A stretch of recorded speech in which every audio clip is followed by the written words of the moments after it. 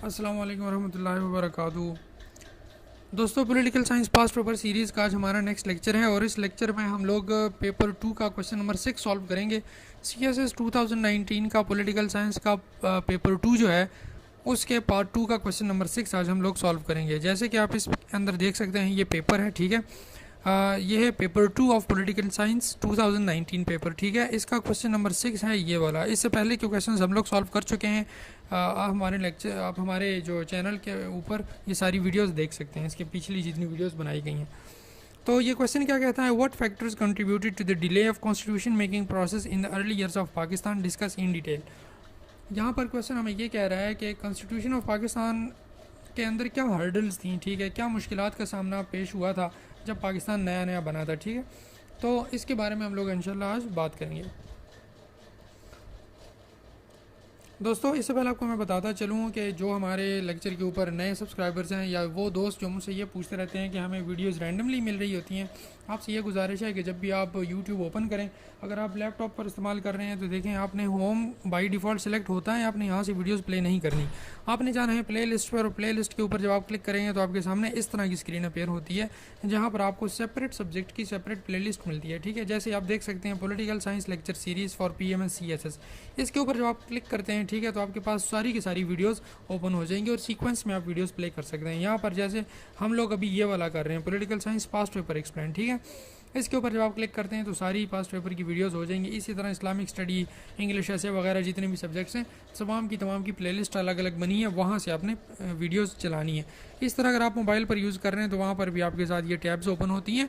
By default home select होता है, आपने क्या करना है, प्लेलिस्ट सेलेक्ट करके अपना रिक्वायर्ड सब्जेक्ट जो है वो चूज़ कर लेना है, ठीक है। दोस्तों, स्टार्ट करते हैं अपना लेक्चर। दोस्तों, सबसे पहले अगर मैं आपको ये बताऊं कि पाकिस्तान जब बना तो कौन सा कॉन्स्टिट्यूशन हम लोगों ने पाकिस्तान के लिए अडॉप्ट किया था, ये एक सवाल बन सकता है। देखें, पाकिस्तान जब बना, ज़ाहिरी बात है, आपको पता है पाकिस्तान का पहला कॉन्स्टिट्यूशन 1956 में बना था। तो 1947 से लेकर 1956 तक पाकिस्तान किस चीज़ को फॉलो कर रहा था, तो इसके लिए हमारे पास था इंटरिम कॉन्स्टिट्यूशन, ठीक है। इंटरिम कॉन्स्टिट्यूशन जो था वो हमने अडॉप्ट किया था। देखें, the modified government of India act 1935। Government of India act 1935 Pakistan affair का एक बहुत बड़ा टॉपिक है, आपको पता होगा इसके बारे में, ठीक है। ये कॉन्स्टिट्यूशन बनाया था जनाब ब्रिटिश गवर्नमेंट ने इंडिया के लिए, ठीक है। तो the government of India act 1935, इसको पाकिस्तान ने क्या किया, एज अ इंटरिम कॉन्स्टिट्यूशन इस अडॉप्ट कर लिया था, ठीक है। इसके अंदर कुछ अमेंडमेंट्स कर दी थी, कुछ मॉडिफिकेशंस कर दी थी। यही कॉन्स्टिट्यूशन इंडिया ने भी अडॉप्ट किया और यही कॉन्स्टिट्यूशन हमने भी अडॉप्ट किया विद सम अमेंडमेंट्स, ठीक है, विद सम मॉडिफिकेशंस। उसके बाद the constituent assembly CA was given the task of framing the constitution. The first meeting of the constituent assembly was held on August 11, 1947 at Karachi. आपको पता है 1947 में 14 अगस्त को, 11 अगस्त 1947 को, ये बहुत इंपॉर्टेंट डेट है, आपने इसको ज़रूर याद रखना है। इसके ऊपर कायद आज़म के कुछ जो हैं वो खिताबात हैं, ठीक है, उनका कुछ कहना है, आपने उनकी स्पीच डाउनलोड कर लेनी है। The speech of Quaid Azam of August 11, 1947 at Karachi, ये आपने पढ़नी है और इससे आपको बहुत ज़्यादा फ़ायदा मिलने वाला है, ठीक है। आपकी बहुत ज़रूरी चीज़ आपको बता रहा हूँ, अगर आपके पास किसी भी तरह का कॉन्स्टिट्यूशन का क्वेश्चन आए तो इस चीज़ को ज़रूर आपने अडॉप्ट करना है। एनीवेज़, यहाँ पर 11 अगस्त 1947 को हमारे पाकिस्तान की पहली दस्तूर साज असम्बली बनती है और कायद आज़म जो हैं वो एक असम्बली बनाते हैं जिसको दस्तूर साज असम्बली कहते हैं, ठीक है। और वो ये टास्क देते हैं उन लोगों को कि आप पाकिस्तान के लिए कि आइन जो है वो बनाएं, सही है। अब the process began with the passing of objectives resolution in which the Islamic and democratic values were adopted as grounds for the future constitution. अब ऑब्जेक्टिव रेजोल्यूशन क्या है, करारदाद मकासद, ये भी पाक अफेयर का टॉपिक है, आप वहाँ से देख लें, ठीक है। वो इसलिए बनाया गया था ताकि पाकिस्तान का जो कॉन्स्टिट्यूशन हो वो इस्लाम की बुनियाद पर हो, ठीक है। इसके बाद the basic principles committee BPC constitution of 24 members was made to work for the constitutional power.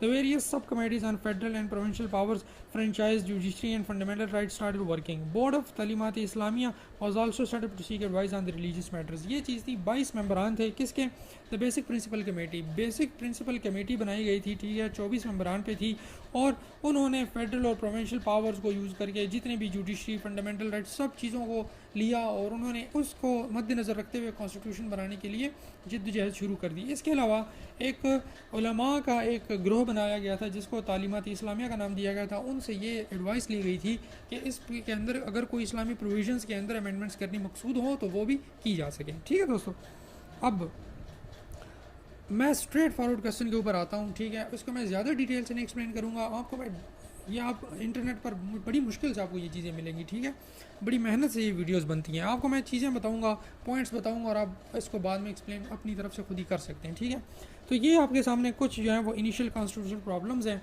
जिसको रखते हुए पाकिस्तान की दस्तूर साज असम्बली को बहुत ज़्यादा मुश्किलात का सामना करना पड़ रहा था और इसी वजह से हम 1956 तक बगैर किसी कॉन्स्टिट्यूशन के घूमते रहे। ठीक है दोस्तों, सबसे पहला था स्टेट एंड रिलीजन। स्टेट का क्या मतलब है? स्टेट का ये मतलब है कि पाकिस्तान जो है वो इस्लामिक स्टेट होगा या सेकुलर स्टेट होगा। ठीक है, यहाँ पर आपको मैं लिख देता हूँ, इस पाकिस्तान एंड इस्लामिक स्टेट और सेकुलर स्टेट, इस्लामिक और सेकुलर। अब इस्लामिक और सेकुलर में क्या फ़र्क है ये भी आपको पता होगा, नहीं पता तो पता कर लें। ठीक है, इसके ऊपर मैं लेक्चर नहीं दे सकता। पाकिस्तान का जो स्टेट है वो इस्लामिक होगा या सेकुलर होगा। इसके बाद पाकिस्तान का रिलीजन कौन सा होगा, क्या पाकिस्तान का कोई सरकारी रिलीजन होगा या नहीं होगा। ठीक है, क्या सेकुलर स्टेट होगा। तो ये चीज़ें थी, ये बड़ी मुश्किलात थी। ठीक है, ये फर्स्ट जो मसला ये बन रहा था। दूसरा ये बन रहा था कि लैंग्वेज क्या होगी, पाकिस्तान की लैंग्वेज कौन सी होगी। देखें, पाकिस्तान जो था एक तरफ मशरक़ी पाकिस्तान था, दूसरी तरफ मगरबी पाकिस्तान था। मगरबी पाकिस्तान में उर्दू बोली जाती थी, मशरक़ी पाकिस्तान में बंगाली बोली जाती थी। यहाँ पर मसला बन गया था। ठीक है, कि कौन सी लैंग्वेज हम सरकारी लैंग्वेज जो है वो यूज़ करें। इस तरह इंग्लिश बोली जाती थी, तो उसके बाद आपको पता है ऑफिशियल लैंग्वेज इंग्लिश रखी जाए, तो कौमी ज़ुबान कौन सी रखी जाए, बंगाली या उर्दू। ठीक है, ये भी एक मसला बन गया था। इसके बाद the distribution of seats between the provinces. आपको पता है बांग्लादेश की भी आबादी ज़्यादा थी जो उस टाइम का मशरक़ी बंगाल था। ठीक है, और पाकिस्तान जो मगरबी बंगाल था इसकी भी आबादी ज़्यादा थी। अब जो सीटों की जो थी वो डिवीज़न, वो बहुत बड़ा मसला थी उस ज़माने में। ठीक है, distribution of seat between the provinces. देखिए, आपको मैं डिटेल में अगर ये बताऊँ, ये अलग से एक टॉपिक है, तो इसलिए मैं इसको जस्ट आपको पॉइंट्स बता रहा हूँ। आप इसको गूगल में सर्च कर सकते हैं, या ये वैसे पाक अफेयर का चैप्टर है। ठीक है, पाक अफेयर का टॉपिक है, तो वहाँ से आप ज़्यादा डिटेल इसकी बता सकते हैं। जस्ट आपको मैं पॉइंट्स दे रहा हूँ। इसके बाद है फेडरल और यूनिटरी। आपको पता है पॉलिटिकल साइंस में शुरू में हमने फॉर्म्स ऑफ गवर्नमेंट में ये चीज़ें बताई थी कि फेडरल गवर्नमेंट कौन सी होती है, फेडरल स्टेट कौन सी है, यूनिटरी कौन सी है। ठीक है, तो इसके बारे में मसला बन गया था कि पाकिस्तान जो है वो फेडरल स्टेट है या यूनिटरी है। ठीक है, फेडरल बनेगा या यूनिटरी बनेगा। ठीक है, इसके बाद जो पाकिस्तान पार्लियामेंट्री और प्रेसिडेंशियल, ये भी एक मसला था। सदारती निज़ाम पाकिस्तान में चलेगा या पार्लिमानी निज़ाम चलेगा। ठीक है, ये भी एक बहुत बड़ा मसला बन गया था। इसके ऊपर भी बहुत ज़्यादा बहस गई थी और इसी वजह से हमारा जो कॉन्स्टिट्यूशन है वो नहीं बन पा रहा था। इसके बाद बाई कैमरल और यूनी कैमरल। पाकिस्तान का जो पार्लियामेंट बनेगा, ठीक है, उसके अंदर नेशनल असम्बली और सेनेट होगा या सिर्फ सेनेट होगा, सिर्फ नेशनल असम्बली होगा। यूनी कैमरल बाई कैमरल की एक अलग कहानी है। अगर आपको नहीं पता तो फॉर्म ऑफ गवर्नमेंट में जाएं और उस लेक्चर को पढ़ लें, आपको उसकी समझ आ जाएगी। उसके बाद कैलिफेट, थियोक्रेसी और डेमोक्रेसी। पाकिस्तान के अंदर कौन सा सिस्टम चलेगा भाई, पाकिस्तान डेमोक्रेटिक सिस्टम चलाएगा या थियोक्रेसी चलाएगा, खिलाफत चलाएगा, क्या चीज़ चलाएगा। ठीक है, इसके ऊपर भी बड़ी बहस जारी थी। सही है, तो ये एक अलग मसला बन गया था। इसके बाद एक नेक्स्ट जो प्रॉब्लम था, राइट्स ऑफ माइनॉरिटीज़। पाकिस्तान के अंदर हमने तो ये कहा था इस्लाम के नाम पर मुल्क हमने बनाया है ना, तो जब इस्लाम के नाम पर बनाया है तो ये तो मुसलमानों का मुल्क हुआ। अब यहाँ पर ईसाई रहते हैं, हिंदू रहते हैं, सिख रहते हैं, उनके साथ क्या करें। कायद आज़म ने 11 अगस्त 1947 में, जैसे आपको मैं पीछे डेट बताई, उसमें खिताब किया था कि आप मंदिरों में जाने के लिए आज़ाद, अब ईसाई अपने चर्चों में जाने के लिए आज़ाद और मुसलमान अपनी मस्जिदों में जाने के लिए आज़ाद होंगे। ठीक है, अब उस चीज़ को मद्देनज़र रखते हुए हम ये कह सकते हैं कि माइनॉरिटीज़ को क्या राइट्स दी जाएँ। आज भी पाकिस्तान के अंदर यह मसला बहुत बड़ा है कि माइनॉरिटीज़ के बारे में अभी भी बातें उठती हैं। ठीक है, आप जो है मिर्ज़ाई को नहीं मानते, आप जो है कादियानी को नहीं मानते, ईसाइयों को नहीं मानते, मुसलमानों का मुल्क है, ये अभी भी फड्डा हमारे मुल्क के अंदर बदकिस्मती से चल रहा है। अभी तक हम इस मसले से बाहर नहीं निकले। ठीक है, इसके बाद फंडामेंटल ह्यूमन राइट्स। कॉन्स्टिट्यूशन का सबसे बड़ा जो अहम पॉइंट होता है कि ह्यूमन राइट्स जो होती हैं, ये कोई भी मुल्क हो दुनिया का, कॉन्स्टिट्यूशन उन राइट्स का तहफ़्फ़ुज़ फराहम करता है। ठीक है, तो कॉन्स्टिट्यूशन के अंदर जो India government act of India जो था, ठीक है, उसके अंदर ये प्रोविजंस थी, लेकिन उसको अमेंड कर दिया गया। ठीक है, तो ये एक नए मुल्क के लिए नया मसला बन गया कि हमने कौन से ह्यूमन राइट्स जो हैं वो कॉन्स्टिट्यूशन के अंदर जो है प्रोटेक्ट करने हैं और कौन से नहीं करने।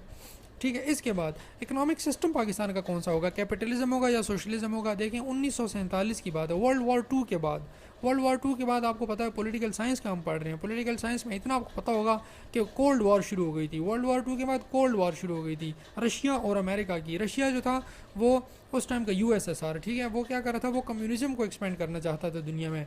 और अमेरिका जो था वो कैपिटलिज्म को वो जो है वो प्रमोट करना चाहता था। अब पाकिस्तान उसमें सस्पेंड हो गया था, ठीक है।